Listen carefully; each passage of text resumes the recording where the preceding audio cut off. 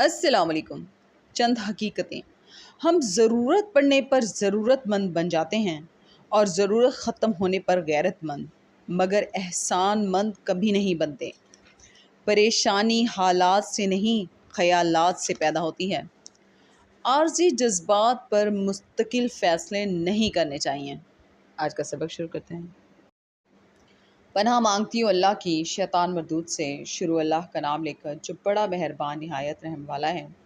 اور جو شخص جنگ کے روز اس صورت کے سوا کہ لڑائی کے لیے کنارے کنارے چلے، یعنی حکمت عملی سے دشمن کو مارے یا اپنی فوج میں جا ملنا چاہے، ان سے پیٹھ پھیرے گا تو سمجھو کہ وہ اللہ کے غضب میں گرفتار ہو گیا اور اس کا ٹھکانہ دوزخ ہے، اور وہ بہت ہی بری جگہ ہے۔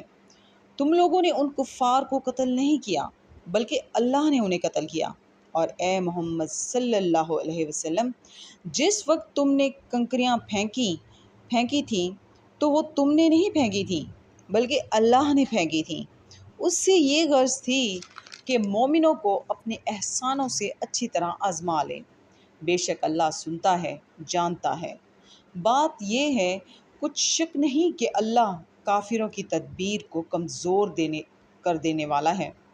کافروں، اگر تم محمد صلی اللہ علیہ وسلم پر فتح چاہتے ہو تو تمہارے پاس فتح آ چکی۔